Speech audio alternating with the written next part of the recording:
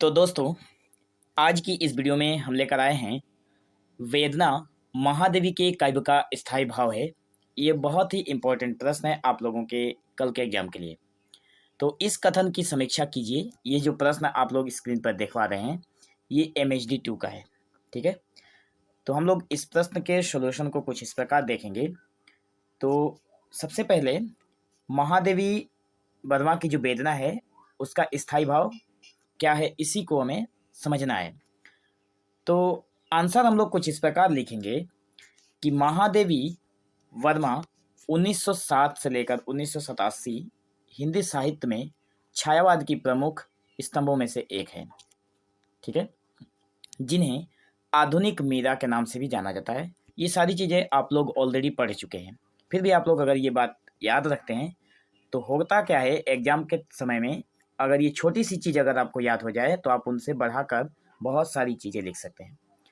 तो महादेवी वर्मा को आधुनिक मीरा के नाम से जाना जाता है और उन्हें काव्य की गहराई और जो काव्य की गहराई है और संवेदनशीलता पर विचार करते समय यह कहना पूर्णतः उचित है कि वेदना उनके काव्य का स्थायी भाव है। स्थायी भाव मतलब जो चीज़ें आकर स्थायी रूप से जम गई है, इसी चीज़ को बताना है। यह वेदना केवल व्यक्तिगत दुख तक सीमित नहीं है, बल्कि इसमें एक व्यापक, सार्वभौमिक और रहस्यवादी आयाम भी निहित है। तो इस प्रश्न का उत्तर जो है उसको समझने से पहले हमें इन तीन चीज़ों पे बात करेंगे और इन तीन चीज़ों को बात करते करते ही हमारा आंसर जो है ख़त्म हो जाता है।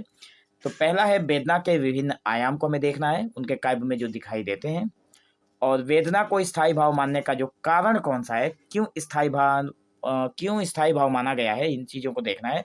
और अंत में हम लोग देखेंगे निष्कर्ष। तो पहला है वेदना के विभिन्न आयाम। महादेवी के काव्य में वेदना कई रूपों में प्रकट होती है। ऐसा नहीं है कि वो सिर्फ व्यक्तिगत वेदना के बारे में ही बातें करती हैं। तो उसमें से पहला है विरह की वेदना। महादेवी वर्मा की जो काव्य है उसमें हमें देखने को मिलता है विरह की वेदना। विरह की वेदना में हमें क्या देखने को मिलता है, महादेवी के काव्य में ईश्वर के प्रति असीम प्रेम और विरह की भावना प्रमुख है। जो ईश्वर के प्रति जो उनका प्रेम है, उसमें उन्हें विरह में अपना जीवन बिताना है, ये चीज़ें हमें देखने को मिलता है। वह स्वयं को एक ऐसी प्रेयसी के रूप में प्रस्तुत करती हैं जो अपने प्रियतम ईश्वर से बिछड़ी हुई है।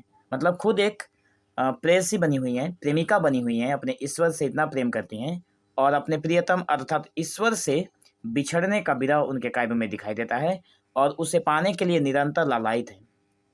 यह विरह लौकिक नहीं है। ये जो विरह की बात मैं कर रहा हूँ या फिर जो महादेवी वर्मा ने किया है, वह लौकिक नहीं है, मतलब दिखाई नहीं देता है, बल्कि अलौकिक और आध्यात्मिक है। उनकी पंक्तियाँ मैं नीर भरी दुख की बदली या जो तुम आ जाते एक बार, इस विरह की गहनता को दर्शाती हैं। ठीक है, उसके बाद हम लोग देखेंगे रहस्यवादी वेदना। इसमें महादेवी का काव्य रहस्यवाद से ओतप्रोत है।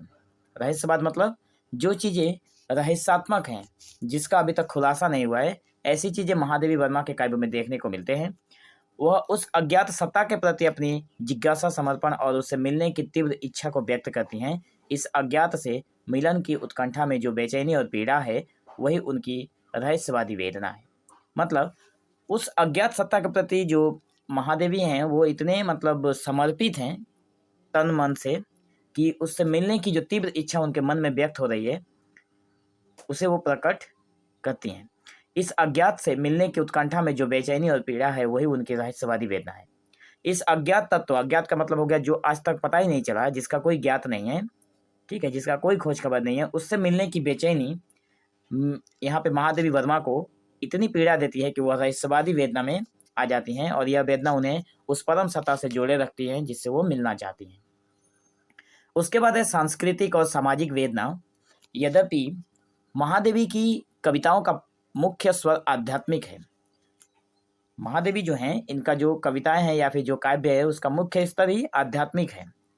मुख्य स्वर तो स्वर जो मतलब जो आवाज़ है, वो आध्यात्मिक की इन्होंने बात की है। फिर भी उनमें कहीं कहीं समाज में व्याप्त दुख, पीड़ा और मानवीय करुणा के प्रति भी संवेदनशीलता दिखाई देती है। विशेषकर नारी के प्रति उनकी गहरी सहानुभूति उनकी कविताओं में परिलक्षित होती रहती है। विशेषकर जो नारी के प्रति जो उनकी गहरी सहानुभूति है, ये इनकी कविताओं में देखने को हमें मिलती है। और अपनी कविताओं में इनके यहाँ पे दुख जो है, दुख, पीड़ा और मानवीय जो करुणा है वो इनकी संवेदनशीलता भी दिखाई देती है। उसके बाद है सर्वव्यापी करुणा। मतलब यहाँ पे कहा गया है कि महादेवी की वेदना आत्म केंद्रित नहीं है, मतलब केवल अपने में ही केंद्रित नहीं है बल्कि सर्वव्यापी है, सबके लिए है। इसमें एक सार्वभौमिक करुणा का भाव निहित है। सार्वभौमिक का मतलब हो गया सार्वभौमिक, सबके लिए, सर्वव्यापी है, हर जगह विद्यमान है। वो केवल अपनी पीड़ा में नहीं बल्कि समस्त सृष्टि की पीड़ा में स्वयं को लीन पाती हैं। उनका मानना था कि वेदना ही मनुष्य को दूसरे से जोड़ती है और उसे अधिक संवेदनशील बनाती है। अगर हम लोग किसी की वेदना को अगर बांट लेते हैं तो उस व्यक्ति को ऐसा लगता है कि उसकी जो दुख थे, उसका जो दर्द था वो हल्का हो गया है। अगर अपनी ज़िंदगी में भी अगर आप इस बात को मिलाकर देखेंगे तो आपको पता लगेगा, या फिर आप अगर किसी से अपने मन की दुख की बात बोल रहे हैं, अगर वो सामने वाला इंसान समझ जाए, ठीक है, और आपको कुछ मतलब ऐसा जवाब दे जिससे आपको लगे कि नहीं, ये सानवी ने मेरी बातों को समझा है, तो आपको बहुत शांति मिलती है। इसलिए उन्होंने कहा है कि उनका मानना था कि जो वेदना है वो मनुष्य को दूसरे से जोड़ती रहती है, हमेशा एक दूसरे। अगर किसी को आप अपनी दुख भरी कहानी सुनाएंगे तो अगर वो समझने वाला इंसान होगा तो जरूर समझ जाएगा। इसलिए यहाँ पे ये बातें कही गई है। वेदना को स्थायी भाव मानने का कारण क्या है? मैंने कहा था कि हम लोग दूसरे पॉइंट में ये पढ़ेंगे कि वेदना को स्थायी भाव मानने का कारण क्या है, क्यों माना गया है उनका इस वेदना को स्थायी भाव। तो महादेवी वर्मा के काव्य में वेदना को स्थायी भाव मानने के पीछे कोई ठोस कारण है, कई ठोस कारण है, जिसमें से पहला है पुनरावृत्ति और प्रधानता।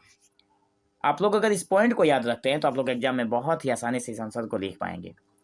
इस ये जो यहाँ पे डिस्क्राइब करके लिखा गया है, आप लोग इसे खुद से भी बनाकर लिख सकते हैं।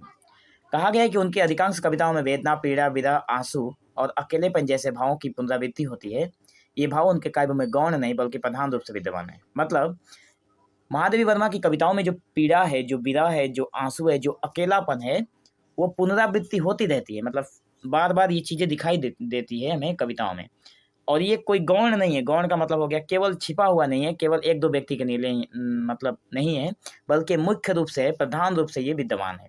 कोई भी पढ़ेगा तो बोलेगा नहीं यहाँ पर विरह की बातें हुई है। उसके बाद है सृजनात्मक प्रेरणा, जिसमें महादेवी के लिए वेदना केवल एक भावना नहीं बल्कि उनकी सृजनात्मक प्रेरणा का स्रोत भी है। उन्होंने स्वयं कहा है, मुझे दुख के दोनों रूप परिचित हैं, और वो जो ज्ञात है और वो जो अज्ञात है। मतलब यहाँ पे महादेवी ने दुख के दो रूप बोले हैं। पहला है जो चीज़ें हमें जानते हैं, या फिर हम जो जिन चीज़ें जानते हैं वो है ज्ञात, और दूसरा है जो हम नहीं जानते हैं, जो अज्ञात है, जिसके बारे में हम लोग नहीं जानते हैं। ये दो कारण हैं दुख के। उनकी वेदना उन्हें चिंतन और लेखन के लिए प्रेरित करती रहती है। महादेवी वर्मा की जो वेदना है वही उन्हें चिंतन और लेखन के लिए प्रेरित करती रहती है। आगे है अद्वैत की साधना।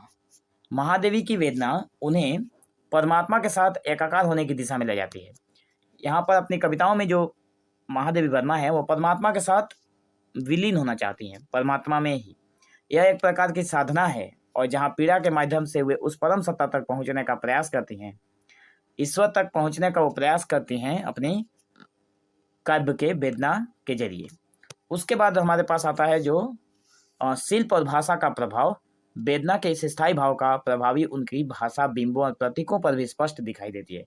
अपने काव्य में उन्होंने जिस बिंब को प्रस्तुत किया है, जिस प्रतीक को उन्होंने प्रस्तुत किया है, उसके बाद उन्होंने जिस भाषा का प्रयोग किया है, वो हमें साफ साफ दिखाई देता है कि इनका वेदना के साथ स्थायी भाव है, या फिर जो वेदना है इनके काव्य में जड़ जमा कर बैठ गई है।